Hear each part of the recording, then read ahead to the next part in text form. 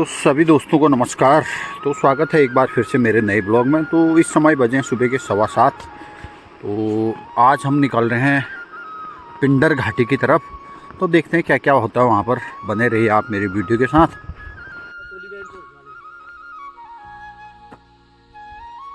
अच्छा अच्छा, दो ही बच्चों का।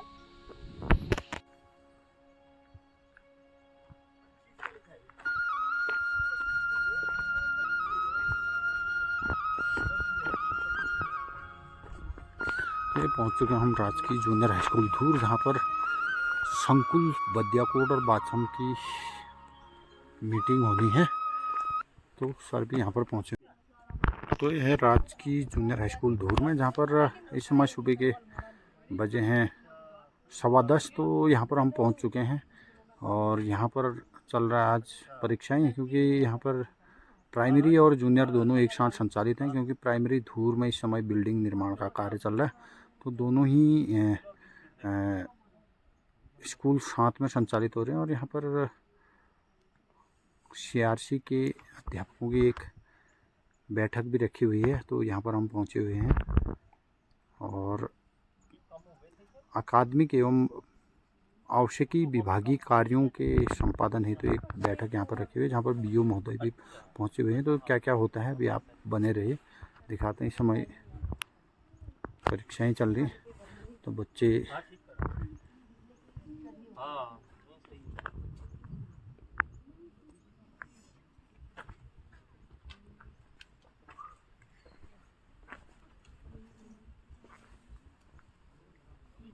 लिखो बेटा लिखो। नीर का पर्यायवाची नहीं आता है? रोज पीते हैं हम नीर। अब समझ गई होगी ना? समझ गई? अच्छा ये अच्छा वो तो अच्छा बहुविकल्पी है। तो बादल का पर्यायवाची शब्द है। अच्छा ठीक लिख दिया तूने, शाबाश।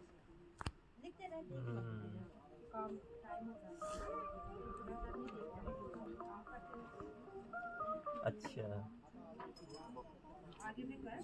पापा को वायुयान चालक बनने की सूझी, इसके बाद उन्होंने अभिनेता बनने की सोची। इसके अलावा वह जहाजी भी बनना चाहते थे। रेखांकित शब्द वह व्याकरण की दृष्टि से क्या है? ये मैडम मैडम इनको समझाओ थोड़ा ना। ये कक्षा 4 में ये पेपर में लिखा तो है रेखांकित शब्द, लेकिन रेखांकित किया नहीं है, तो ये नहीं समझ पाएंगे ना बच्चे। संज्ञा क्या है, सर्वनाम क्या है, ये वह को पहले अंडरलाइन करवाओ आप। वह बताया तो था लेकिन नहीं लिखा वो अंडरलाइन नहीं करा। हाँ पेपर तो अंडरलाइन करवाओ इसको। फिर ये इनको समझा भी दो, यही के हाथ के हाथ। अरे समझा दिया सर, समझाने को तो, लेकिन ये मैंने अंडरलाइन नहीं करा सर। ये रेखांकित शब्द वह व्याकरण की दृष्टि से क्या है, वो तो पेपर छापने वाले की भी गलती है ना। वह को उसने अंडरलाइन करना चाहिए था वहाँ पे। तो आप अंडरलाइन करके समझा दो उसको, यहीं के यहाँ भी समझा दो, तो बच्चा सीख तो जाएगा। सिखाना महत्वपूर्ण है ना? सिखाना महत्वपूर्ण है। कक्षा 4 वाले देखने लेके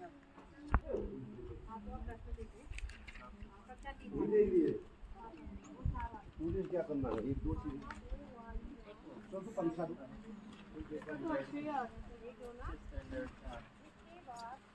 कौन है सबसे अच्छा बच्चा है ना आपका?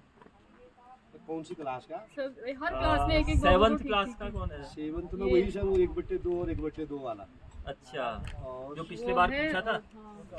कहाँ है वो बालक? पूछा सर, हाँ बेटा ये है वो। कंफ्यूज हो गया वो। हाँ, बैठे हैं। अच्छा अच्छा, वो है सर। ठीक ठीक ठीक। इनका भी आया है प्रत्यय और उपसर्ग वाला सवाल, हमारा नहीं है। पीछे पढ़ा, पीछे व्याकरण वाला पढ़ना। अच्छा इनका नहीं आया। व्याकरण का कुछ शिक्षित शब्द में कौन सा प्रत्यय है? तो फिर आपको क्या करना होगा कि अपने जो SDO है, SDO कार्यालय में प्रस्ताव जाएगा, तो उसमें लिखना पड़ेगा कि विद्यालय भवन से 50 मीटर की दूरी पर एक प्रस्ताव गया है ना। तो उनका कोई जवाब नहीं आया वहाँ से। वो तो पैसा बताते हैं कि इतना व्यय होगा, इतनी धनराशि की आवश्यकता रहेगी।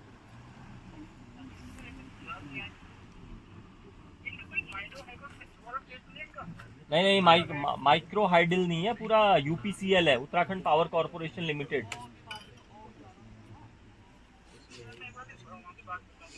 आप इनको ये जनवरी के पत्र का हवाला देते हुए ना एसडीओ कार्यालय को दोबारा भेजिए। पता चल सकता है ना कि बच्चे का लेवल कमजोर है। हाँ, तो मैं ही वही तो बोल रहा हूँ, उसको हाथ के हाथ समझा दीजिए ना, प्रश्न समझा दीजिए। जैसे नानी याद आना है ना, आँख दिखाना, इसका मतलब बता ही दो क्या दिक्कत है। मतलब कम से कम बच्चा यहाँ तो लिख दे, है ना। ये वाले सवाल कहाँ से आए? मंत्री ने अपने बेटे को शहर क्यों भेजा था? किताब के हैं,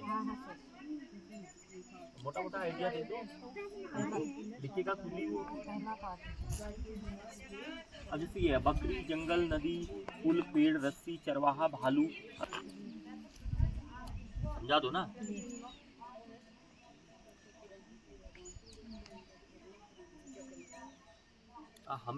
हमें ही सोचना पड़ेगा, बच्चा कहाँ बना पाएगा। मेरा विद्यालय स्वच्छ विद्यालय पर अपने विचार व्यक्त कीजिए। थोड़ा आइडिया दे दो उसको कि मेरे विद्यालय का नाम राप्रावी ये है। एकदम तो बाल नहीं, इसको अलग से समझाओ। तो बाल मैत्रीपूर्ण है ना, बाल मैत्रीपूर्ण है। कोई हमारा ये यूपीएससी का एग्जाम थोड़ी है, या आईआईटी उसका थोड़ी एडवांस का। तो जैसे बेटा सुनो, आपका नाम क्या है? क्या नाम है आपका? क्या नाम? उमंग। अच्छा, उमंग है, वाह, नाम तो आपका बहुत अच्छा है यार, उमंग कुमार। तो बेटा आपको क्या लिखना है? मेरा विद्यालय स्वच्छ विद्यालय। कैसे लिखोगे? सबसे पहले तो लिखोगे मेरे विद्यालय का नाम। क्या है तुम्हारे विद्यालय का नाम? हाँ हाँ, प्राथमिक विद्यालय धूर है, बिल्कुल ठीक बात है। अब दूसरा शब्द क्या है? स्वच्छ विद्यालय। तो आप लिखोगे मेरे विद्यालय में कितने कमरे हैं, हर कमरे में क्या है? डस्टबिन है। मेरे विद्यालय का जो परिसर है उसमें क्या है? सुंदर सुंदर क्या लगे हैं? पीछे देखो अपने, क्या लगा है? देखो क्या क्या उगे हुए हैं, क्या उगे हैं? फूल उगे हैं। बस ऐसे समझाओ ना उसको, वो धीरे धीरे अपने आप उसको कलेक्ट करके करेगा। ठीक पढ़ रहा है बेटा। और मेरे विद्यालय, हम प्रतिदिन शाम को छुट्टी से पहले क्या करते हैं? विद्यालय के प्रांगण कठिन वर्ड हो जाएगा, विद्यालय परिसर की क्या करते हैं? साफ सफाई करते हैं। क्या करते हैं? दोबारा बोल। हाँ, साफ सफाई करते हैं। बोल करते हैं। और मेरा विद्यालय अत्यंत सुंदर एवं स्वच्छ विद्यालय है, ठीक है। और मुझे अपने विद्यालय पर गर्व है। क्या है? गर्व है। बताओ, ब्लैंक छोड़ रहा है, लिखेगा वो खुद, लेकिन आप गाइड करो ना उसको। ये देखो, ये यहाँ पर क्या था? कर दिया बेटा पेपर? ये अक्षर दे रखे ना। क्या पूरा कर दिया? गुड। हाँ, ये क्या है? क्या नाम है तुम्हारा? हर्षिता दानू। हर्षिता दानू। कितने में पढ़ते हो? तो ये हाँ, ये 1 में, क्लास 1 में। तो इनको एक ही Good. अक्षर इसमें भरना है, शाबाश। है ना। जैसे कोई कविता सुनवाओ इससे। कोई एक कविता। कविता सुना दे बढ़िया सी, कोई सी भी जो तुम्हें आती हो। चलो सुनाओ बेटा। जो आ रहा है सुना दे बेटा, शाबाश मैडम। हाँ, तो ऐसे कर। एक कविता सुनाओ इससे।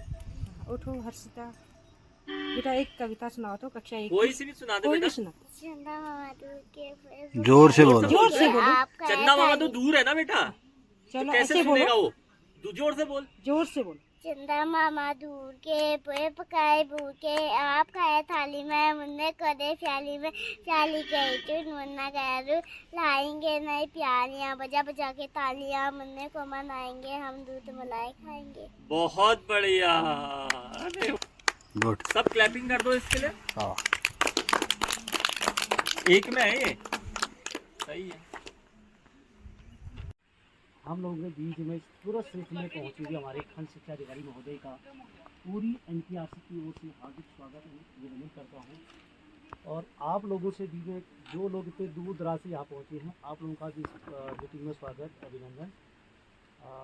बाकी हमारे सहयोगी कालाकोटी जी जो हमेशा कोई भी काम होगा तो उसमें बाकी नए टीचर जो अभी हमारे इस NPRC में आए हैं तो नया मार्च वो बहुत एक्टिव काम कर रहे हैं। जो भी आप क्या चाहते हो बताओ कि आप भी छुट्टी की नहीं सर, बिना बताए आज तक सर हमेशा ईमानदारी पूर्वक कार्य कर रहा मेरा वही कहना है, यदि आपको ऐसा लग रहा है कि वो लोग ज़्यादा चतुर हैं, वो लोग ज़्यादा चालाक हैं और ज़्यादा बुद्धिमान हैं जो बिना बताए छुट्टी चल देते हैं और ग्रुप में नहीं डालते हैं, तो फिर ऐसे ही किसी दिन अगर वो पकड़े जाएंगे तो पूरे महीने का वेतन रुकेगा, 7,000 रुपये का नुकसान होगा। तो बताओ कौन सा सौदा आपको मंजूर है? क्या शुभ नाम है आपका? Sir Chandramohan Joshi sir. चंद्रमोहन जी, हम भी इंसान हैं, हमारे अंदर भी इंसानियत है। हम भी जान रहे हैं कि हिंदुओं का सबसे बड़ा त्यौहार होता है दीपावली, ठीक है ना। दूसरी चीज़ जैसे बोलते हैं CL अधिकार है, मतलब अधिकार के पूर्वक लेते हैं ना, तो यार इन्हें ना एक दिन ये सब बताना पड़ेगा। वित्तीय हस्त पुस्तिका एक बुक होती है, वित्तीय हस्त पुस्तिका, कई बुक्स बनी है, कई वॉल्यूम बने, तो वित्तीय हस्त पुस्तिका खंड 2 भाग 2 से 4 अवकाश नियम है। अवकाश नियम में रूल नंबर 58, रूल नंबर 58, आकस्मिक अवकाश या किसी भी प्रकार के अवकाश को ऐसे नहीं लिया जा सकता जैसे कि वह दावा हो। यदि सक्षम अधिकारी चाहे तो किसी भी प्रकार के अवकाश आवेदन को अस्वीकृत करने हेतु पूर्ण रूप से अधिकृत होता है। नंबर 1। नंबर 2 सुन लो, इसी वित्तीय हस्त पुस्तिका खंड 2 भाग 2 से 4 के में साफ साफ लिखा है कि मैनुअल ऑफ गवर्नमेंट ऑर्डर, जो गवर्नमेंट के ऑर्डर होते हैं, GO, manual of government order मतलब GO, तो GO का जो मैनुअल है उसके चैप्टर नंबर 142, चैप्टर नंबर कौन सा? 142, प्रस्तर यानी पैराग्राफ नंबर 1083, कोई भी कार्मिक बिना सक्षम अधिकारी की पूर्व अनुमति के मुख्यालय का त्याग नहीं कर सकता। अक्टूबर है, तो 25 अक्टूबर 2024 दीपावली पर्व से लगभग हफ्ते भर पहले की ये एक महत्वपूर्ण विभागीय बैठक, क्योंकि बैठक महत्वपूर्ण थी इसलिए मैं स्वयं यहाँ पर आपके बीच हूँ। तो मैं अपने NPRC खत्री जी सहित समस्त आए हुए अध्यापकों का धन्यवाद अदा करता हूँ और आपको साधुवाद देता हूँ कि आप इस बैठक की गंभीरता को दृष्टिगत रखते हुए यहाँ पर उपस्थित हुए हैं। जो हमारे नए 2 अध्यापक बंधु यहाँ पर जुड़े हुए हैं, आज पहली विभागीय बैठक में श्री लोकेश जी और श्री वीरेंद्र जी, यही नाम है, तो मैं दोनों का अपने इस संकुल परिवार में सभी की ओर से बहुत बहुत स्वागत एवं अभिनंदन करता हूं और आपका बहुत बहुत वेलकम करता हूं। और आपसे जो अपेक्षा है वो ये है कि क्योंकि आप नए लोग हैं, आप टेक्नोलॉजी के क्षेत्र में हमसे बेहतर होंगे, और जैसे कि लोकेश जी ने अभी बताया भी हमें मीटिंग के दौरान कि OTR जनरेशन और कई तरह के कार्य वे स्वयं कर चुके हैं। तो और समदर में भी मुझे समदर की जो कार्यों की खुशबू है वो मेरे तक पहुंच चुकी है। तो इसी तरह आप बेहतरीन कार्य करते रहिए, क्योंकि अगर आप अच्छा कार्य करते हैं तो समाज में आपकी स्वीकार्यता बढ़ती है। वो बात मुझे भी संज्ञान में है, वो आपके कहने से पहले ही मुझे पता है, इतनी खबर मैं रखता हूँ कि कौन अध्यापक किस स्तर पे काम करता है। तो मुझे संज्ञान में है कि दोनों अध्यापक हमारे स्मार्ट टेलीविज़न पे वहाँ पे काम करवाते हैं, वो पेन ड्राइव के साथ वो भी जाती है, तो उसको हम किसी तरह उसको मेक ओवर करने का प्रयास करते हैं, क्योंकि हम मूलतः मानव हैं। क्योंकि अधिकारी तो हम बाद में बनते हैं, हम जन्म के वक्त भी मानव थे और 60 साल के बाद भी हम अधिकारी नहीं रहेंगे, हम मानव बन जाएंगे। तो यही मानवीय दृष्टिकोण आपने भी अपने विद्यार्थियों के प्रति अपनाना है, और इसी तरह से आप निष्ठा भाव से अच्छा कार्य कर रहे हैं। दुर्गम क्षेत्र होने के बावजूद, नेटवर्क की लिमिटेशंस होने के बावजूद आप लोग अच्छा कार्य कर रहे हैं। जैसे मुझे खत्री जी बार बार बताते रहते हैं कि मेरे टीचर अच्छे हैं, तो जब इतने बार ये सिंसियरली कहते हैं अच्छे हैं, तो अच्छे को अच्छे बने रहना ये अब आपका नैतिक दायित्व बन जाता है। तो जो अध्यापक एकल होने के कारण यहाँ पर नहीं आ पाए, तो मेरा आप लोगों से आग्रह है कि जो भी आपके निकटस्थ विद्यालय हैं उनको आज की बैठक की गंभीरता से आप अवगत कराएंगे। जो कोटिकरण के प्रपत्र सबने शायद भर लिए होंगे, सही भरे होंगे, ऐसी मेरी अपेक्षा है। तो इसके अलावा लैंड रिकॉर्ड का जो फॉर्मेट आपको दिया गया है उसको आप विधिवत फिल करके any how by the next Monday आप हमें प्रोवाइड कराएंगे किसी भी माध्यम से। कोई औपचारिकता नहीं है कि आपको स्वयं ही आना है, बस हमारे पास डॉक्यूमेंट आ जाए, आप आए ना आए ये महत्वपूर्ण नहीं है। अब कल के दिवस का आप इस्तेमाल इस कार्य में कर सकते हैं, आप फील्ड विजिट और सर्वे कर सकते हैं, क्योंकि कल बाल मैत्रीपूर्ण परीक्षा है। तो अगर आप पेपर वहाँ पर बच्चों को सौंप करके उनको अलर्ट करके थोड़ा अपने अन्य क्षेत्र में संपर्क भी कर लें तो इसमें कोई गलत बात नहीं है, क्योंकि आप विभाग के ही कार्य में लगे रहेंगे। बाकी जब भी आप लोग अपने कार्य क्षेत्र छोड़ करके जाएं तो ये आपका दायित्व बन जाता है कि आप अपने एनपीआरसी प्रभारी श्री खत्री जी के माध्यम से मुझ तक ये सूचना जरूर दे दें कि आप क्षेत्र में नहीं है, क्योंकि सभी का परिवार है और सभी की अपनी अपनी समस्याएं रहती हैं। तो मैं इस अपेक्षा के साथ कि आप आज की बैठक के सभी बिंदु जो हमने सर्वोच्च अगर वरीयता क्रम में मैं बोलूँ तो सबसे पहले तो ये समाज कल्याण छात्रवृत्ति जो वर्ष 2024-25 में भरी जानी है, मिनिमम 90% तो हमने टारगेट लेकर ही चलना है। कुछ सीमाएं हैं हमारी कि अभिभावक हमें सहयोग नहीं कर रहे हैं, लेकिन बच्चों के अभिभावक के पालनहार हैं, क्योंकि केवल जन्म देना ही पर्याप्त नहीं होता है।